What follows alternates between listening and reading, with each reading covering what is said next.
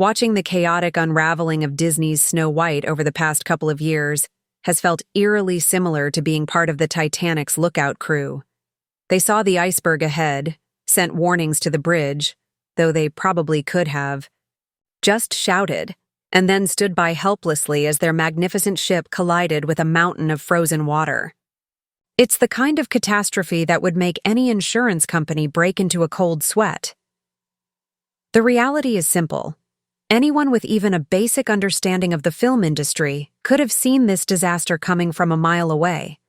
Whether it was the baffling casting decisions, the decision to replace the iconic seven dwarves with a group of random extras, or the unsettling CGI creatures meant to stand in their place, every red flag was there. Add to that a lead actress whose candid and often controversial remarks made her one of Hollywood's most divisive figures, and it was clear that trouble was brewing. Compounding the issue was the overwhelmingly negative reception to every piece of promotional material. The backlash was so intense it might as well have collapsed into its own black hole. Instead of generating excitement, every new reveal seemed to reinforce audience skepticism. Now, as the film's release looms, Disney's PR machine faces its toughest challenge yet, convincing audiences that this version of Snow White is worth their time and money. The most immediate and glaring obstacle? The grim box office projections. Current estimates suggest an opening weekend of just over $50 million. While that may seem decent at first glance, it's a troubling number when compared to recent Disney misfires. The Marvels, for instance, struggled to pass $200 million worldwide, despite being part of a well-established franchise. If Snow White follows a similar trajectory, it could end up as yet another major flop for the studio. With such bleak numbers on the horizon, the stakes couldn't be higher. Disney is already reeling from multiple underperforming releases in recent years, and another high-profile failure could further erode audience trust. The days of guaranteed box office dominance seem to be slipping away, replaced by a more skeptical, discerning viewership that won't just show up because Disney tells them to. At this point, it would take a miracle for Snow White to turn things around. While last-minute marketing efforts might mitigate some of the damage, it's hard to ignore the unmistakable sense of impending disaster.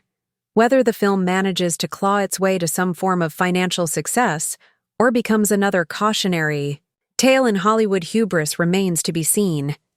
But one thing is certain. This was a shipwreck audiences saw coming from miles away. Hey, Captain Marvel for? I don't know. Does anyone want me to do it again? Yes, Bree, I want that. I want that with all my heart. Watching the chaotic unraveling of Disney's Snow White over the past couple of years has felt eerily similar to being part of the Titanic's lookout crew.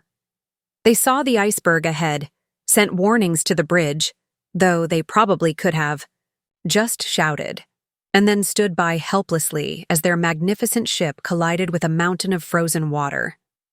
It's the kind of catastrophe that would make any insurance company break into a cold sweat. The reality is simple. Anyone with even a basic understanding of the film industry could have seen this disaster coming from a mile away. Whether it was the baffling casting decisions, the decision to replace the iconic seven dwarves with a group of random extras, or the unsettling CGI creatures meant to stand in their place, every red flag was there. Add to that a lead actress, whose candid and often controversial remarks made her one of Hollywood's most divisive figures, and it was clear that trouble was brewing. The gayest Marvel project yet.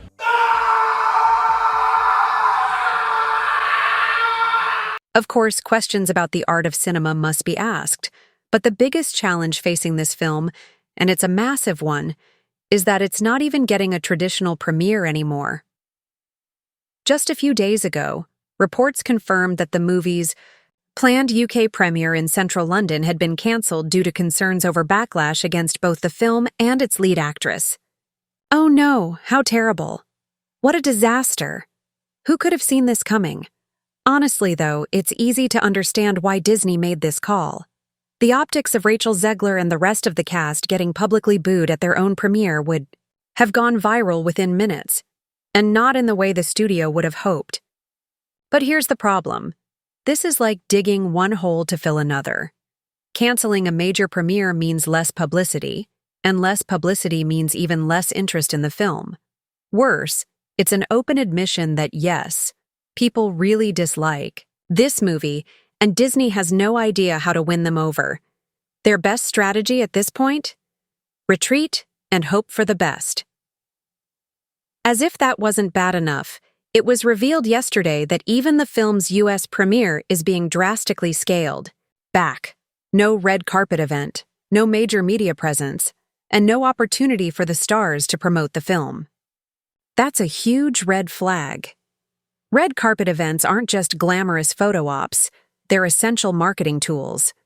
The fact that Disney is skipping this step entirely signals that even they have little confidence in the movie's success. And, let's be honest, putting Rachel Zegler in front of a live mic is about as risky as handing a toddler with ADHD the launch codes to a nuclear missile. She loves to talk, and every time she does, you can practically hear Disney's financial team groaning as she shaves a few more $1 million off the box office projections.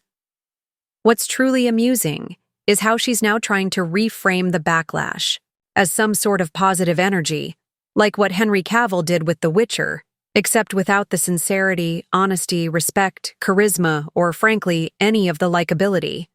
I interpret people's feelings about this film as passion for it, and it's an honor to be part of something that people are so passionate about, she says. We're not always going to have the same feelings as everyone around us, and all we can do is give our best. Fascinating. That's certainly a new perspective from someone who, until recently, had little patience for people who disagreed with her. Oh no, what happened? What a disaster. How terrible. The thing is, hiding a problem isn't the same as solving it. The more Disney retreats from the controversy surrounding Rachel Zegler, the more they acknowledge that it exists. Because if it weren't a problem, they wouldn't be running from it in the first place. She created the backlash. Disney has no idea how to fix it, and their only strategy now seems to be damage control. But here's the real issue. If you show a complete lack of confidence in your own film before it even releases, you're basically admitting to the world that you know it's going to fail. At this point, the damage won't just be limited to this movie, it's going to hit Disney's entire live-action remake strategy, and by extension, the company as a whole. Honestly, shelving the theatrical release and quietly dumping it onto Disney Plus might have been the better option. At least then, they could have cobbled together some obscure viewing statistic to make it sound like a win. Most minutes watched on a Thursday afternoon for a live-action remake of a 20th century animated film? Sure, that's embarrassing, but it's still better than facing actual box office numbers. And those? They're not looking good.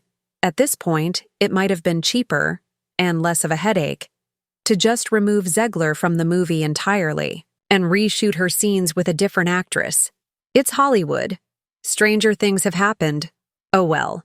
Just like those Titanic lookouts watching the iceberg drift closer, there's not much left to do except sit back, grab a drink, and wait for the inevitable impact.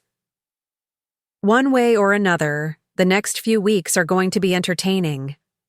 X's are going to be entertaining. That's all for now. You can go away.